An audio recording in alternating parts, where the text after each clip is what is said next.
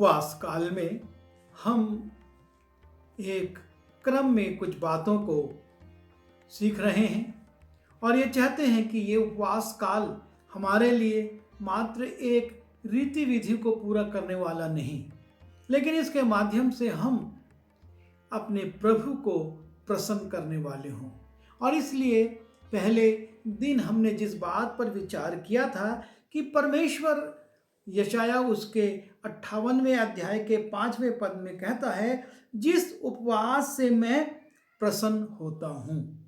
और वहाँ पर परमेश्वर ने अपनी इच्छा जाहिर करी कि जिसमें मनुष्य स्वयं को दीन करे। हमारा परमेश्वर उस उपवास से प्रसन्न होता है जिसमें कि हम अपने आप को दीन करते हैं। दूसरे दिन हम इस बात पर चर्चा कर रहे थे कि हमारा परमेश्वर किस उपवास से प्रसन्न होता है, और कुछ बाहरी आडंबरों की बात मैंने की थी जिस पर आज हम कुछ विस्तार से बात करेंगे। लेकिन जो उसका मूल था और वो ये कि लोग बुराई से फिरें, अपने मन को सांसारिक बातों से फिराएं। और जब वो सांसारिक बातों से अपने मन को फिराते हैं, परमेश्वर उस उपवास से प्रसन्न होता है। और इसमें हमने यूना नबी को देखा था कि कैसे जब वो नीनवे नगर में जाता है और वहाँ के लोगों में प्रचार करता है, तो लोग उसके प्रचार को सुनकर ना सिर्फ उपवास करते हैं, लेकिन अपने मन को गलत बातों से पलटते हैं, वापस लाते हैं, और परमेश्वर उसको देखकर उस नगर पर दया करता है। और आज हम फिर से इसी क्रम में आगे बढ़ते हैं कि जिस उपवास से परमेश्वर प्रसन्न होता है। जब हम यशाया उसके 58वें अध्याय के 5वें पद को देखते हैं, उसमें आगे लिखा हुआ है कि क्या सिर को झाऊ की नाई झुकाना, अपने नीचे टाट बिछाना, या राख फैलाने ही को तुम उपवास और यहोवा को प्रसन्न करने का दिन कहते हो। इस्राएलियों की एक बहुत बड़ी दुर्बलता थी, और उनकी ये दुर्बलता थी कि वो अपनी हर एक धार्मिक गतिविधि को कुछ रीति विधियों में सीमित कर देते थे। यदि उपवास करना है तो उपवास करने का भी एक तरीका उन्होंने इजाद कर लिया था कि चेहरा झाऊ के अनुसार, सिर झाऊ के अनुसार झुका रहे, वो टाट के ऊपर बैठे और राख बिछा लें, और इस प्रकार की चीज़ों से वो ये प्रकट करते थे कि लोग जाने कि वो उपवास पर हैं। पर परमेश्वर जो मनों का देखने वाला परमेश्वर है, वो इन बाहरी भौतिक क्रियाकलापों से प्रसन्न नहीं होता। सिर्फ टाट बिछा लेना, सिर्फ राख बिछा देना, या अपने सिर को झुकाए रखना, परमेश्वर इन बातों से प्रसन्न नहीं, क्योंकि वो तो मन को देखता है और वो ये चाहता है कि हमारा मन वास्तव में परमेश्वर की ओर लगे। और उपवास काल में हमारा उद्देश्य यही है कि हम अपना ध्यान, अपना मन परमेश्वर की ओर लगाएं। लेकिन जब हम इन सांसारिक रीति विधियों में चले जाते हैं और हम सोचते हैं कि इसके द्वारा हम उपवास कर रहे हैं, तो परमेश्वर हमको उपवासी नहीं देखता है, लेकिन संसार देखता है। संसार कहता है इनने उपवास किया है, ये उपवास काल में है, पर इससे परमेश्वर प्रसन्न नहीं होता। और इसलिए बहुत ज़रूरी है कि हम अपने उपवास को बाहरी आडंबरों से, ये जो बाहरी दिखावटी बातें हैं, उनसे अलग रखें। हम अपने उपवास को बाहर तरीके से ना दर्शाएं, लेकिन हम अपने आंतरिक जीवन में, अपने आंतरिक सोच विचार में अपने उपवास को परमेश्वर को प्रकट करने वाले हों। क्योंकि जब हम मत्ती रचित सुसमाचार उसके 6वें अध्याय में जाते हैं और वहाँ पर यीशु मसीह फिर से उस समय के अगुओं के उपवास के समय में कुछ टिप्पणी करते हैं। यीशु मसीह कहते हैं, जब मैं मत्ती 6वें का 17वां पद पढ़ रहा हूं, परंतु जब तू उपवास करे तो अपने सिर पर तेल मल और मुंह धो, ताकि लोग नहीं परंतु तेरा पिता जो गुप्त में है तुझे उपवासी जाने। पर मैं प्रभु यीशु मसीह ये चाहते हैं कि हमारा परमेश्वर जो गुप्त में है, जो गुप्त में देखता है, अभी वो हमारे बीच में उपस्थित है, लेकिन हम उसको नहीं देख सकते, पर वो हमको देख रहा है। और वो ऐसे ही गुप्त रूप से हमको जब देखता है तो संसार के लोग हमको उपवासी ना जाने, लेकिन हमारा परमेश्वर जो गुप्त में देखता है वो हमको उपवासी जाने।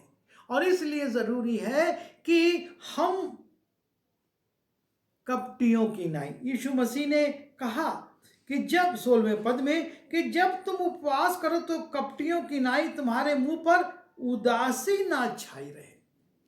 उपवास करने का मतलब ये नहीं है कि हमारे चेहरे पर उदासी हो, हमारा सिर झुका हो, हम टाट के ऊपर बैठे हो, या हमारे आसपास राख बिखेर दी गई हो। ये सारे जो प्रतीक हैं ये बाएं हैं, ये बाहरी प्रतीक हैं, और इन प्रतीकों के द्वारा लोग अपने उपवास को प्रदर्शित करते हैं। पर हमारा उपवास जो है वो मनुष्यों को दिखाने के लिए नहीं है, लेकिन हमारा उपवास परमेश्वर को दिखाने, उसको प्रसन्न करने के लिए है। और जब जब बाहरी आडंबर होने लगते हैं, परमेश्वर उसको स्वीकार नहीं करता। इस्राएलियों में एक प्रथा और थी, जब वो शोकित होते थे, जब वो शोक प्रकट करना चाहते थे, तो वो अपने वस्त्रों को फाड़ते थे, वो अपने कपड़ों को फाड़ देते थे, और फाड़ कर वो चिल्ला चिल्ला कर अपने शोक को प्रकट करते थे। लेकिन परमेश्वर इस बाहरी आडंबर को या बाहरी दिखावट को पसंद नहीं करता है।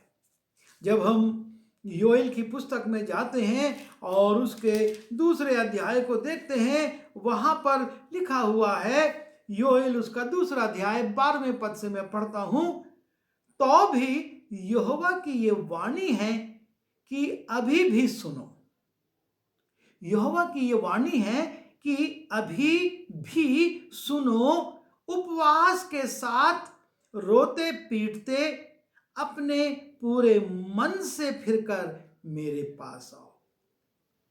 तुम अभी भी सुन लो कि तुम्हारे उपवास व्यर्थ ना चले जाएं। ये तुम्हारा संतोष करना कि मैंने 40 दिन के उपवास रखे, मैंने इतने दिन के उपवास रखे, बेकार ना हो जाए।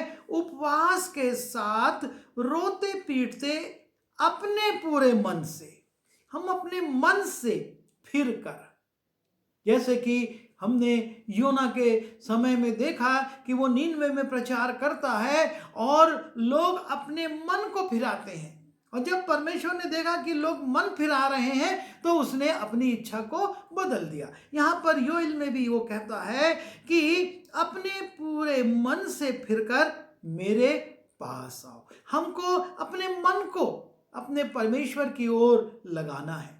और उसके बाद वो कहता है कि अपने वस्त्र नहीं, अपने मन ही को फाड़कर अपने परमेश्वर यहोवा की ओर फिरो। जो तुम्हारा एक बाहरी दिखावा है कि कपड़ों को फाड़ते हो, तुम कपड़े मत फाड़ो, अपने मन को फाड़ो। अपने वस्त्र नहीं, अपने मन ही को फाड़कर अपने परमेश्वर की ओर फिरो। हमारा परमेश्वर हमारे कपड़ों को नहीं, हमारे मन को देख रहा है। ये कपड़े तो आज अच्छे हैं, कल फट जाएंगे, लेकिन हमारे मन की स्थिति क्या है? और इसलिए वो कहता है अपने मन को फाड़कर अपने परमेश्वर की ओर फिरो। और तब वो कहता है क्योंकि वो अनुग्रहकारी, दयालु, विलंब से क्रोध करने वाला, करुणा निधान और दुख देकर पछताने वाला परमेश्वर है। क्या जाने वो फिर पछताए और ऐसी आशीष दे जिससे तुम्हारे परमेश्वर यहोवा का अनबलि और अर्घ दिया जाए। वो हमको आशीष देना चाहता है, लेकिन हम बाहरी आडंबरों में लगे हैं, अपना सिर झाऊ के समान झुका रहे हैं, हम अपने नीचे टाट बिछा रहे हैं, राख बिखेर रहे हैं, अपने चेहरे को उतारे हुए हैं, जैसे कितने हम कमजोर हो गए हैं, अपने कपड़े फाड़ रहे हैं। परमेश्वर कहता है अपने कपड़े मत फाड़ो, अपने मन को फिराओ, ये राख मत बिछाओ, लेकिन अपने मन को मेरी ओर लगाओ, ये टाट मत बैठो, लेकिन मेरे अपने मन पर विचार करो, इसको जो दुनिया की बातें हैं उनसे हटाओ। क्योंकि जब हम यशाया उसके 64वें अध्याय में जाते हैं और उसके 5वें पद को पढ़ते हैं, वहां पर हम देखते हैं कि यशाया नबी परमेश्वर की एक बात को और प्रकट करता है। लिखा है यशाया 64:5 में, तू तो उन्हीं से मिलता है जो धर्म के काम हर्ष के साथ करते हैं। आज हमारी स्थिति क्या है? हम इस उपवास काल का प्रदर्शन किस रीति से संसार के सामने कर रहे हैं और परमेश्वर के सामने कर रहे हैं?